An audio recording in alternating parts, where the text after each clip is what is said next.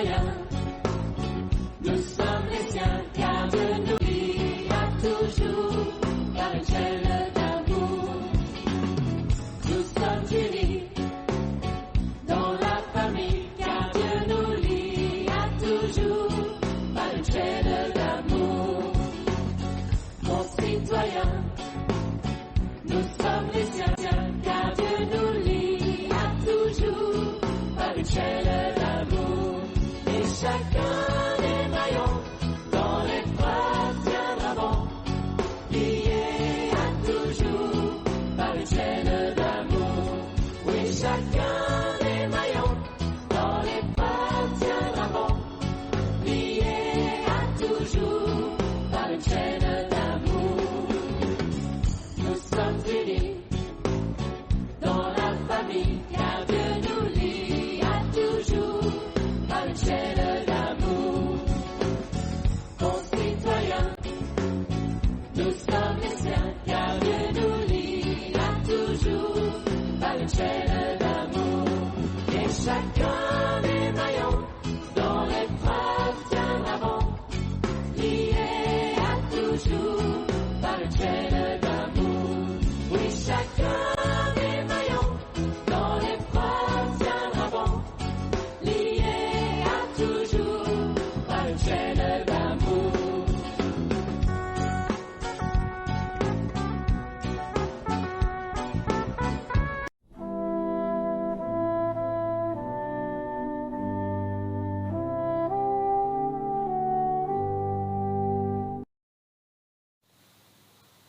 Bonjour et bienvenue à notre célébration de ce matin.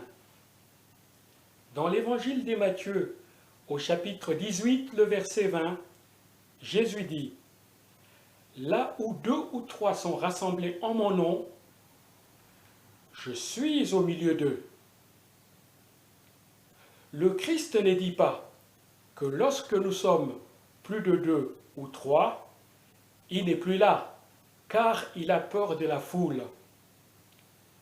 Il dit qu'il vient habiter de façon privilégiée le discret, le caché, l'intime de nos histoires. Il est là, bien présent parmi nous. Ne soyez pas inquiets, ne soyez pas effrayés, car nous vivons dans la présence du Seigneur, le Dieu Tout-Puissant, et dans la présence de l'agneau. La grâce est avec toutes celles et tous ceux qui aiment le Seigneur Jésus-Christ.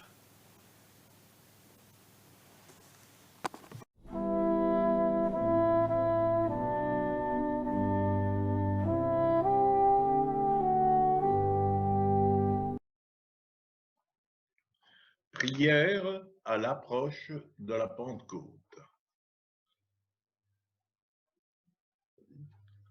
Saint-Esprit, souffle puissant de Dieu, viens habiter notre obscurité, viens planer au-dessus de nos abîmes et parler à notre chaos, afin que nous respirions ta vie et participions à ta création. Dans la puissance du Christ Seigneur. Amen. Dieu qui guérit, dont la compassion est comme un feu qui purifie, touche-nous par ton jugement et fais-nous découvrir ta tendresse, afin que, confortés par toi, nous puissions nous ouvrir à un monde troublé par Jésus-Christ. Amen. Esprit d'énergie et de changement, dont la puissance oint Jésus pour qu'il devienne l'espérance des nations, sois répandu sur nous aussi, sans réserve ni discrimination, afin que nous ayons assez de confiance et de force pour établir ta justice sur la terre, par Jésus le Christ. Amen. Dieu, notre Créateur, tu nous as fait un avec cette terre pour l'entretenir et lui faire produire des fruits. Donne-nous d'avoir assez de respect et d'amour pour tout ce qui a reçu vie de toi, afin que nous participions à l'œuvre de toute création qui manifeste ta gloire cachée par Jésus-Christ. Amen.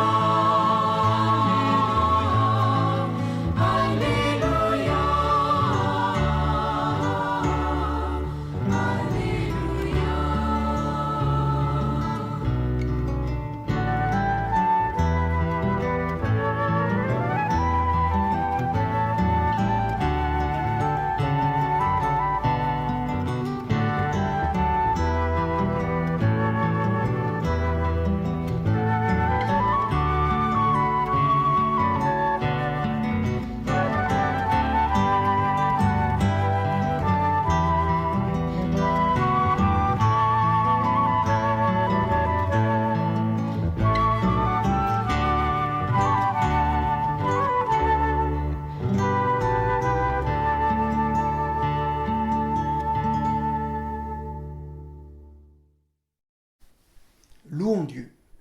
Oui, vous pouvez louer le Seigneur. Vous pouvez le louer en étant joyeux. Vous pouvez le louer par les œuvres de vos mains. Vous pouvez le louer par vos pensées éveillées. Vous pouvez le louer en posant des questions difficiles. Vous pouvez le louer en reconnaissant vos fautes. Vous pouvez le louer par vos chants. Vous pouvez le louer par vos rires. Vous pouvez le louer dans toutes les langues de la terre. Vous pouvez le louer par vos paroles ou par vos sentiments. Vous pouvez le louer par tout votre corps. Vous pouvez le louer par l'expression de votre visage. Que vous soyez jeune ou vieux, cela n'a aucune importance. Vous pouvez louer le Seigneur, car le Seigneur vous donne le pouvoir d'être joyeux. Le Saint-Esprit est avec vous pour que vous soyez ses témoins jusqu'aux extrémités de la terre. Vous pouvez louer le Seigneur.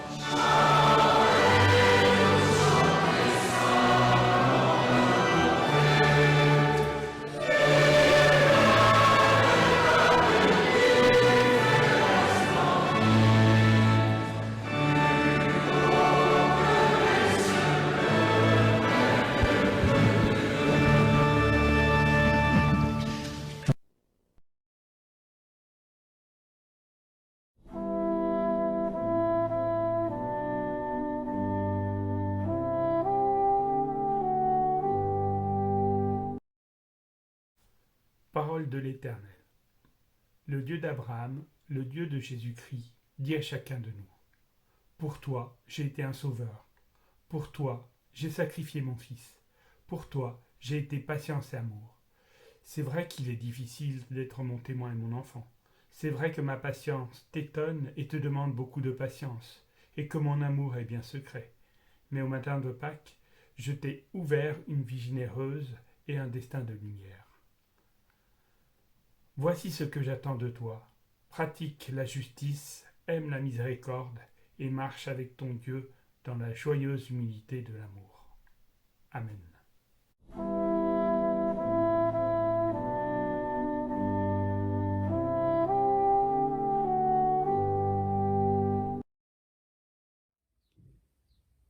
Maintenant, nous sommes tous les invités de Dieu. Pour bien accueillir le don de la paix du Seigneur, nous prions. Seigneur, nous te cherchons loin, alors que tu es proche. Pardonne-nous. Seigneur, quand nous ne voulons pas te voir dans nos frères, pardonne-nous. Seigneur, quand nous ne voyons pas les signes de ta présence, pardonne-nous.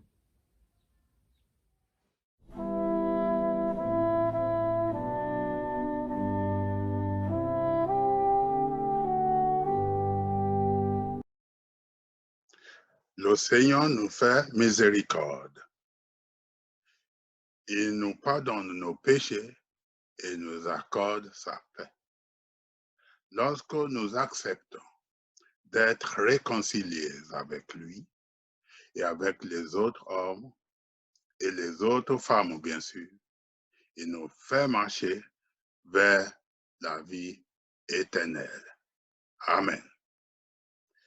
Écoutons, pardonner et libérer le chant de Cantique 54, 12.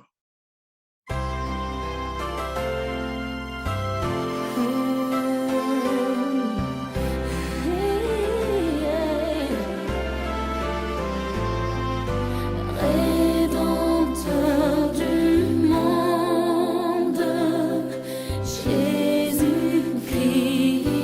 Fils de Dieu, ta joie et ta paix m'inondent.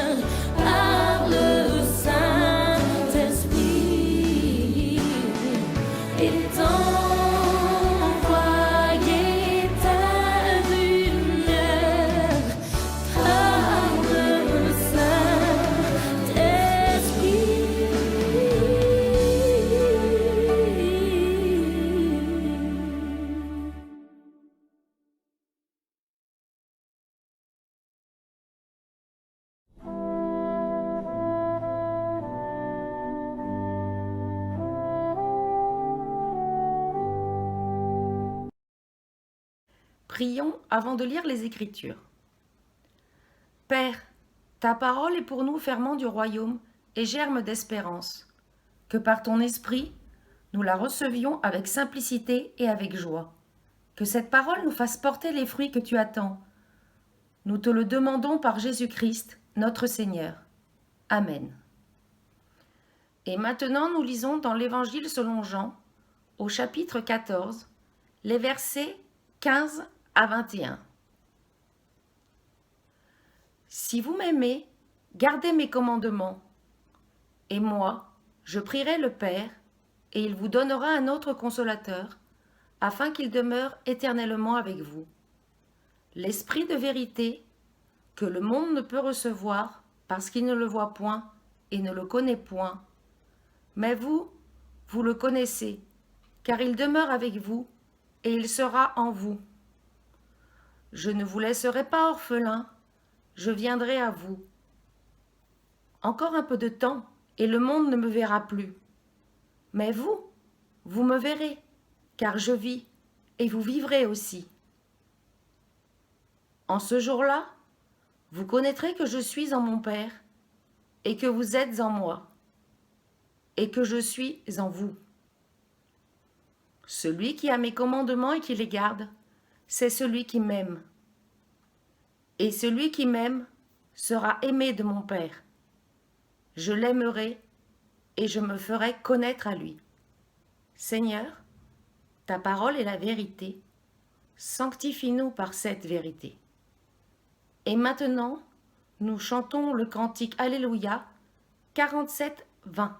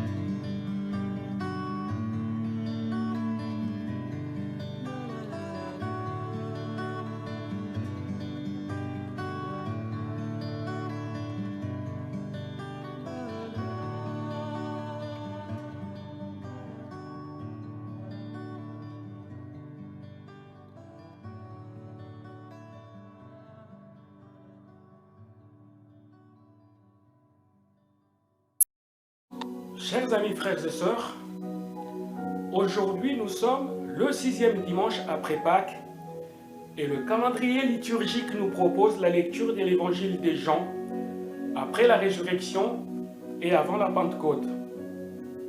Ce dont il est question dans ce passage, ce sont les derniers entretiens de Jésus avec les disciples avant les événements concernant sa passion. Jésus explique clairement ce qui va se produire. Il ne va plus cheminer avec ses disciples comme avant. Le parcours sur terre, entre guérison, miracles et autres signes, ce parcours va connaître une rupture radicale. Tout nous laisse à penser que les disciples, les proches, les amis de Jésus sont dans l'expectative, l'inquiétude, le désarroi, la tristesse, voire l'incompréhension. Dès lors, Jésus les dévance en décrivant le drame que va être pour beaucoup sa mort sur la croix. Aussi, n'est-il point surprenant d'y retrouver l'exposé de ses ultimes recommandations avant son départ vers le Père. Il les exhorte à garder ses commandements, à garder ses paroles. Des paroles qui ne sont pas de lui, mais de celui qui l'a envoyé, c'est-à-dire Dieu lui-même, et par ricochet, les invite à apprendre à vivre sans sa présence physique à leur côté, à vivre une certaine absence, ou plutôt une autre forme de présence, assortie de cette grande promesse du don de son esprit, résumée dans cette superbe formule, la partance inscrite sur la présence présentant son congé. En effet, la mort prochaine de Jésus n'implique en rien son absence, mais plutôt sa présence permanente. Si bien qu'elle ne sera pas un échec, mais un accomplissement, sinon sa glorification. Ça ne sera pas une perte, mais un gain pour les disciples. C'est là le grand paradoxe. Jésus ne les laissera jamais seuls. Non, ils ne pourront pas être privés de sa présence en eux. L'Esprit Saint va rendre Jésus présent par-delà le temps et l'espace. Et plus encore, il va permettre aux disciples d'agir comme Jésus. Dans un premier temps, il esquisse les contours de ce qu'il convient de qualifier de voie d'excellence, en intimant non pas un ordre, mais en suggérant de suivre tout ce qui a marqué sa vie, notamment la fidélité à ce commandement d'amour, y ajoutant la confiance et l'espérance. En ces termes, si vous m'aimez, vous garderez mes commandements. Et nous savons que les commandements se résument à l'amour, et les apôtres s'en souviennent parfaitement. Ce sont l'amour de Dieu et l'amour du prochain. Les apôtres sont donc appelés à garder les paroles de leur maître et à poursuivre l'œuvre qu'il a commencée. Ils découvriront que leur vie est liée à celle du Christ. Vous reconnaîtrez que je suis en mon Père, que vous êtes en moi et moi en vous. Comme dans une certaine toile, avec une myriade de connexions pléthoriques et interactives sans fin. Ce qu'exprimera de façon remarquable saint Paul, ce n'est plus moi qui vis, c'est le Christ qui vit en moi. Et ils en feront l'expérience en mettant en pratique le commandement d'amour. Celui qui m'aime sera aimé de mon Père, moi aussi je l'aimerai et je me manifesterai à lui. Pour rappel, l'amour c'est l'un des grands thèmes développés par l'évangéliste Jean, que ce soit dans son évangile ou ses lettres. Dieu, personne ne l'a vu, mais c'est à l'amour que vous pourrez avoir pour les autres qu'on reconnaîtra que vous êtes mes disciples. Ceci dit, il ne nous demande pas de bouleverser le monde, mais là où nous sommes, d'œuvrer à un monde plus humain, toujours plus fraternel, et ce, dans le quotidien. C'est là que le Seigneur nous attend. Selon Jésus, en effet, le moteur du monde devrait être l'amour. car c'est cette notion qu'il a choisie pour révéler aux hommes sa relation à Dieu, qui vient vers eux comme un père. Par conséquent, ce n'est qu'en prenant la même route que la sienne que nous pourrons vivre l'expérience de sa présence. Sachant qu'il existe le risque d'être pris par le souci de la vie et par l'indifférence au point d'oublier que les autres existent, de se recroqueviller dans un individualisme forcené, un peu à l'instar des apôtres, après le Pâques, n'étant plus sûr d'eux, la boule au ventre se replie et s'enferme à double tour, Jésus fait une annonce cruciale, celle de la venue de l'Esprit, qui va agir non seulement de manière extérieure, mais intérieurement sous une autre forme de présence, en esprit. Un de mes vieilles connaissances non croyantes m'a dit un jour qu'il a inventé le service après-vente. Mais passons. Le résultat, Jésus entrouvre une nouvelle perspective permettant d'accéder à Dieu avec la promesse de son esprit qui sera non seulement avec les croyants, mais en eux pour les instruire, les guider, les fortifier, les inspirer. Quelques petites précisions avant d'aller plus loin. À part lorsqu'il l'appelle l'esprit de vérité, un hébraïsme qui veut dire l'esprit véritable, Jésus ne lui donne pas le nom d'esprit. Il emploie un autre mot, paraklétos. Certaines versions de nos Bibles, comme la Tob, ne traduisent pas ce mot et laissent paraclet. En effet, le terme paraklétos présente une difficulté pour les traducteurs parce qu'il a une connotation double et signifie consolateur et aussi défenseur au sens de l'avocat. À partir de ces deux attributs, nous pouvons dresser un inventaire quant à son rôle et ses actions. Nous allons le faire en 5 points. Premièrement, l'Esprit Saint est celui qui est appelé auprès de nous pour nous assister dans notre vie, pour nous aider à surmonter les obstacles, nous soutenir dans les moments difficiles de galère. Il est notre consolateur, il nous éclaire et nous guide sur le chemin de nos vies. Jésus identifie ce consolateur comme l'esprit de vérité n'ayant rien en commun avec les gens du monde. Il le met en contraste avec l'esprit de l'erreur ou du mensonge qui règne dans le monde. Jésus vient de dire aux disciples qu'il est la vérité.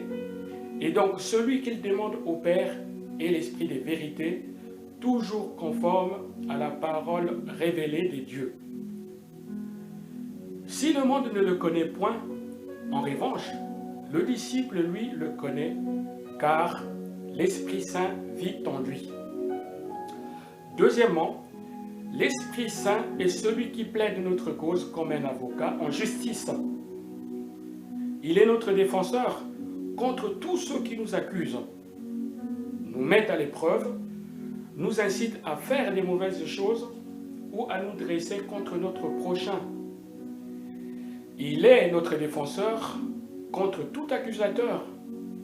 Et dans la Bible, le mot accusateur désigne le diviseur, diabolos, celui qui tente systématiquement de nous détourner de Dieu. Combien de chrétiens sincères vivent comme s'ils étaient sans cesse sur le banc des accusés? Alors, à nous qui pouvons nous sentir accusés, à nous qui pouvons vivre exposés aux yeux des autres comme dans un procès permanent, à nous qui pouvons sans cesse vivre avec une mauvaise conscience de ne pas accomplir nos buts fixés, Jésus annonce que l'Esprit qui prendra sa relève sera comme un avocat intérieur, un défenseur de notre cause en toutes circonstances. L'apôtre Paul emploie la même image dans Romains 8. Si Dieu est pour nous, qui sera contre nous? Qui accusera les élus des dieux? Qui condamnera? Voilà une promesse qu'il vaut la peine de toujours garder présent à l'esprit. Corrélativement, le Paraclet, l'avocat intérieur promis par le Christ, nous permet de nous défendre contre les images d'un Dieu accusateur, destructeur. Le Paraclet est l'assurance que Dieu ne peut vouloir que notre bien et que rien ne peut nous séparer de son amour, qu'aucune accusation ne peut tenir devant lui. Troisièmement, le Saint-Esprit est celui qui perpétue en nous la présence manifeste et active du Christ ressuscité. Il assure la présence de l'absent partout et toujours, faisant mémoire de la vie de Jésus-Christ, de tout ce que Jésus a dit et enseigné pendant son ministère. En nous, il agit comme un véritable relais, un réémetteur de la parole divine dans le monde. Le Saint-Esprit est la dynamique de Dieu qui change la vie et accompagne l'homme dans sa vie de tous les jours et dans les vécus de sa foi. Il est l'animateur des croyants, le moteur, le carburant. Savoir ceci est très important parce qu'il permet de comprendre comment prier et à qui s'adresser. Pour insister sur le caractère définitif et permanent de sa présence, Jésus ajoute « Je viens vers vous ». À travers cette parole simple, Jésus se tourne vers nous, il manifeste la grâce et la fidélité de Dieu envers nous. Quatrièmement, le Saint-Esprit est celui par qui Jésus-Christ fait sa demeure en chacune de nous. Il habite en nous, il participe à notre vie intérieure, nous transforme en profondeur, il change notre façon d'être. Cette dernière explication comprend toutes les autres et correspond bien au style condensé de l'évangéliste qui, dans une courte phrase, ouvre des horizons illimités.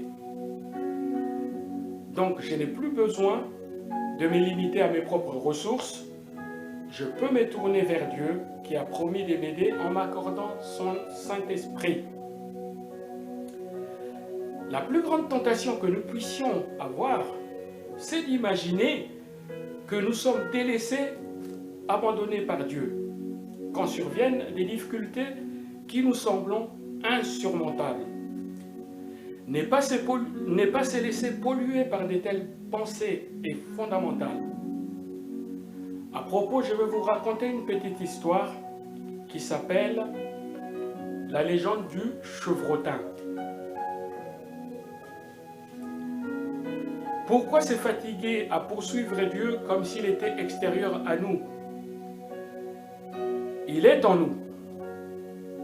Pour faire comprendre cette grande réalité à leurs enfants, les mères hindoues racontent la légende du chevrotin.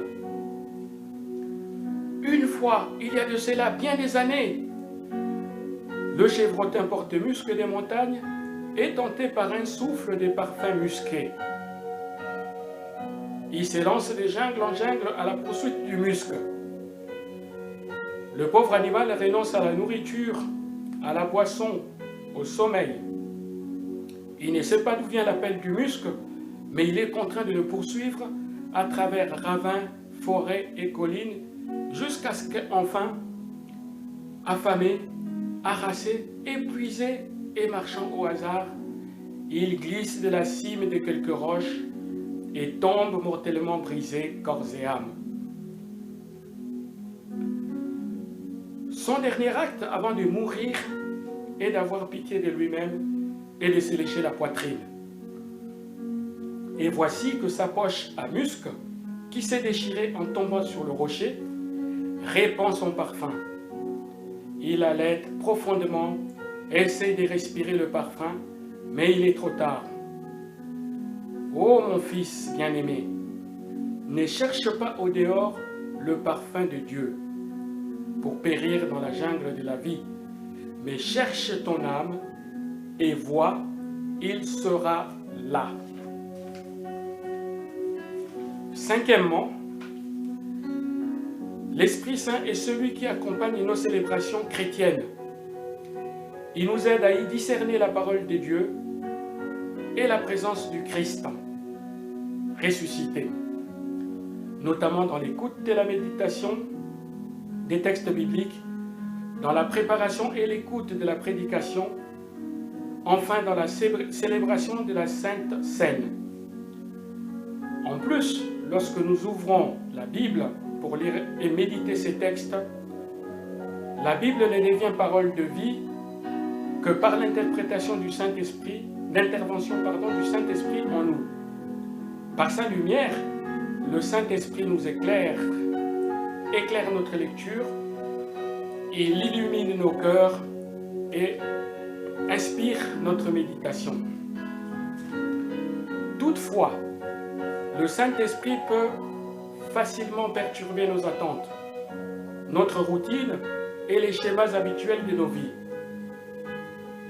Il vient parfois inopinément occuper les rues, les voies de nos habitudes pour nous arracher à la superficialité de nos activités et nous rappeler en même temps le sens profond de nos existences.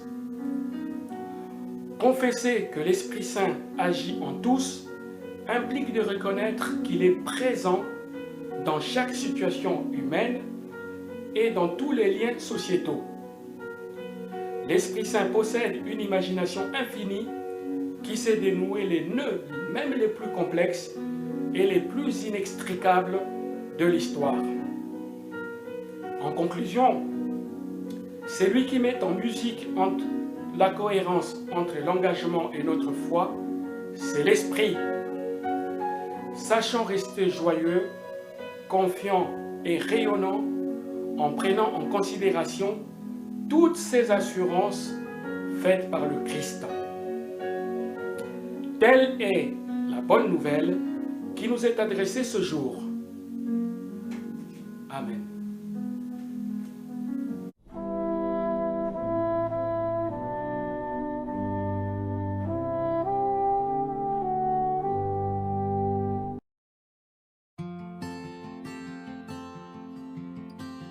En Jésus seul est mon espoir, lui ma lumière, ma force, mon chant, pierre angulaire, solide rempart.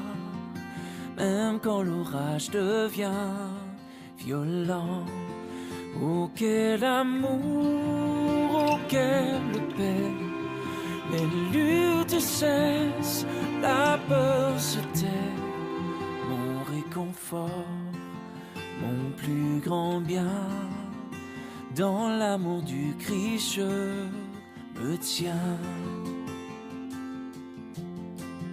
En Jésus seul, Dieu s'est fait chair, dans un enfant auquel mystère, ce don d'amour, de sainteté, haï par ceux qu'il va sauver. Jusqu'à la croix, il s'est livré, sur lui la colère est tombée. Tous mes péchés, il les a pris, par la mort de Jésus, je vis.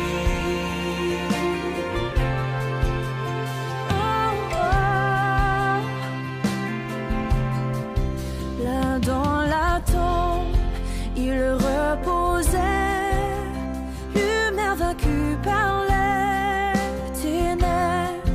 Quel jour glorieux, il apparaît, et d'entre les morts il se relève. Et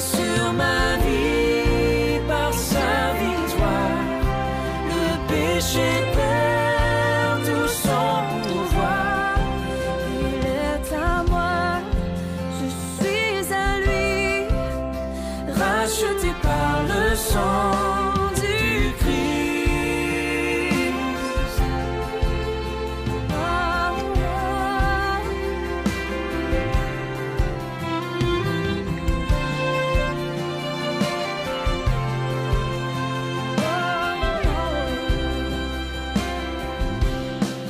Je vis en paix, je meurs sans crainte, gardé par la puissance du Christ, du premier cri au dernier souffle.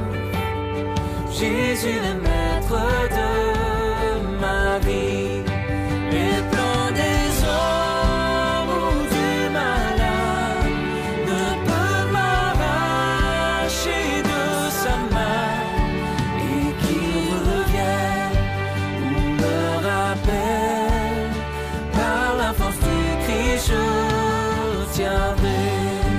Les plans des hommes ou du malade ne peuvent m'arracher de sa main, et qu'il revienne ou me rappelle, par la force du Christ je tiendrai.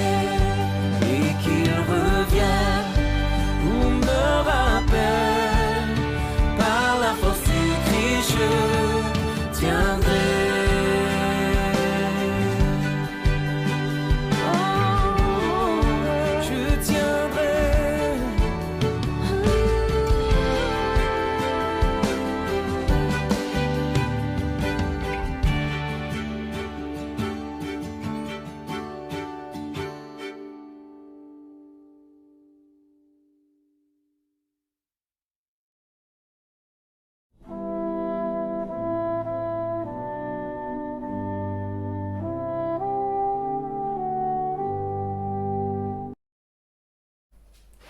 Éclairés par la parole, nous nous rassemblons en confessant notre foi, avec les premiers témoins du Christ.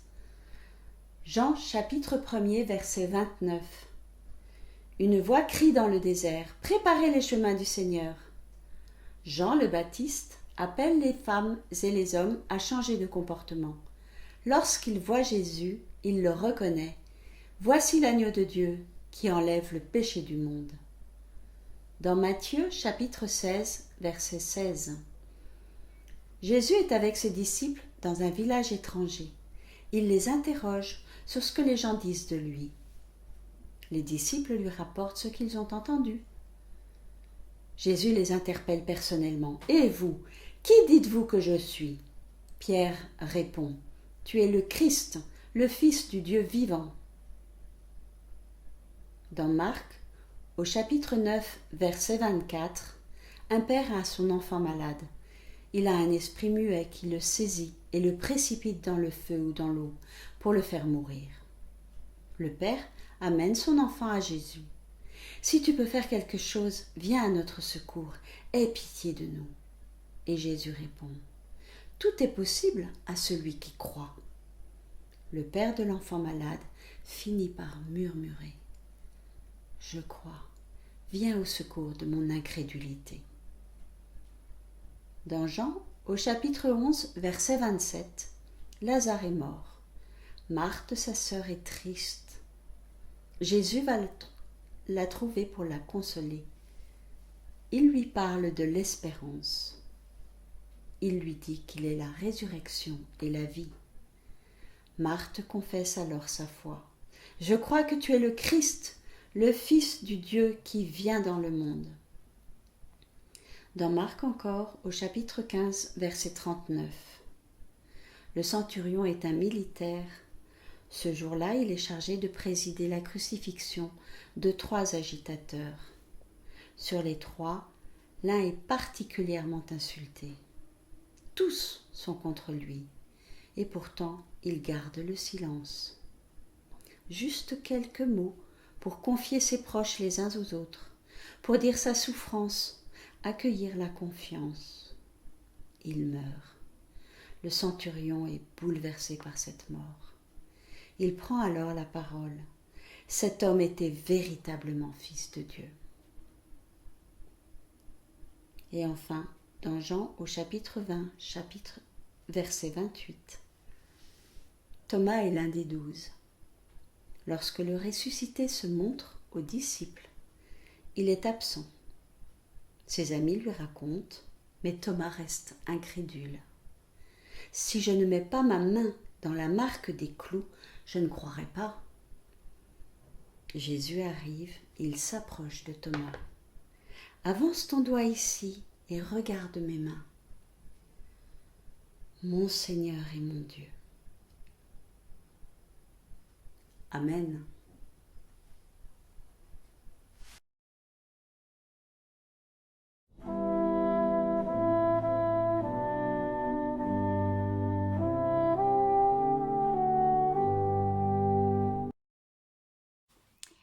Recueillons-nous maintenant dans la prière d'intercession. Notre Dieu, nous te disons merci. Merci parce que dans les moments difficiles, tu ne nous abandonnes pas à nous-mêmes, car tu te rends présent au monde par ton esprit. Oui, tu nous aides ainsi à prendre courage et à comprendre le sens de la venue de Jésus dans notre monde. Tu nous interpelles aussi, nous comptons pour toi, tu veux faire de nous tes interlocuteurs. Tu nous envoies l'Esprit, c'est lui qui animait Jésus dans ses actes et ses paroles. C'est un esprit de justice, d'amour et de paix. Que cet esprit nous anime à notre tour, qu'il anime toute l'Église. Seigneur, apprends-nous à compter sur ton souffle. Et nous disons maintenant la prière que Jésus nous a enseignée. Notre Père qui es aux cieux, que ton nom soit sanctifié, que ton règne vienne, que ta volonté soit faite sur la terre comme au ciel. Donne-nous aujourd'hui notre pain de ce jour. Pardonne-nous nos offenses, comme nous pardonnons aussi à ceux qui nous ont offensés. Et ne nous soumets pas à la tentation, mais délivre-nous du mal. Car c'est à toi qu'appartiennent le règne, la puissance et la gloire, pour les siècles des siècles. Amen.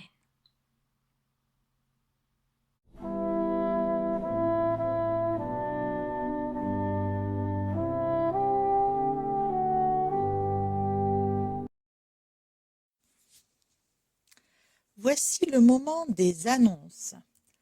Vous avez certainement reçu par mail cet appel aux dons alimentaires et de produits d'hygiène au profit notamment du CCAF.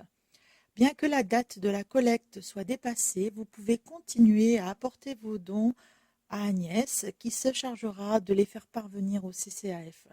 Merci à tous pour votre mobilisation. Un grand bravo maintenant à toutes les personnes qui ont participé au grand coup des scouts le week-end dernier. Merci aux organisateurs qui ont su proposer des activités attractives et créatives.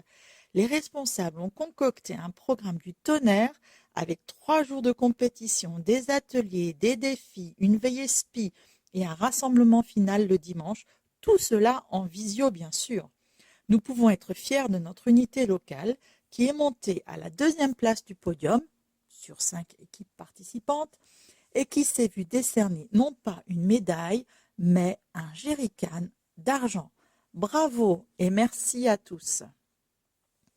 Voici maintenant un appel que nous lançons pour notre prochain journal qui paraîtra au mois de juin.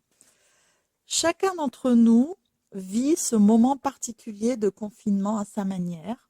Nous vous proposons de partager votre expérience, votre ressenti avec cette nouvelle manière de vivre l'Église, cette nouvelle façon de partager nos cultes en ligne. Et vous pouvez envoyer votre témoignage à notre pasteur Romy, tout cela avant le 1er juin à l'adresse mail pasteurlcmlv@gmail.com. Voici venu le moment de l'offrande.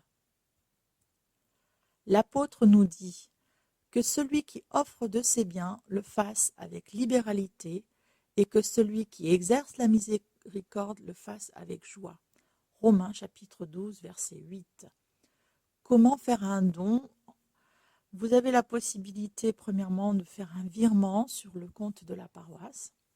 Vous pouvez également vous rendre sur le site de la paroisse www.epuf-lanichelmarnlavallée.fr et faire un don en ligne, ou, dernière possibilité, vous pouvez envoyer un chèque au trésorier.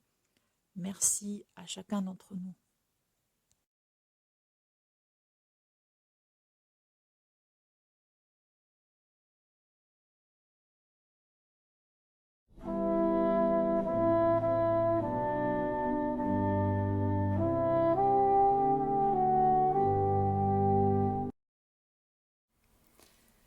Recevons maintenant l'envoi et la bénédiction de la part du Seigneur. Que Dieu nous bénisse, qu'il nous donne son malaise face aux réponses trop faciles, aux demi-vérités, aux superficialités, afin que nous soyons réconciliés avec nous-mêmes. Qu'il nous bénisse, qu'il nous donne sa colère devant les injustices, les oppressions, l'exploitation des hommes, afin que nous luttions pour la justice, la liberté et la paix. Que Dieu nous bénisse, qu'il nous donne ses larmes devant la souffrance de nos frères et nos sœurs, devant le mépris, la famine et la guerre, afin que nous sachions leur tendre la main et changer leur peine en joie. Que Dieu nous bénisse, qu'il nous donne la folie de son utopie, afin que nous soyons le sel et la lumière de ce monde et que nous soyons capables de faire ce que les autres croient impossible. Que Dieu nous bénisse, lui qui crée, qui renouvelle et sanctifie, aujourd'hui et toujours. Amen.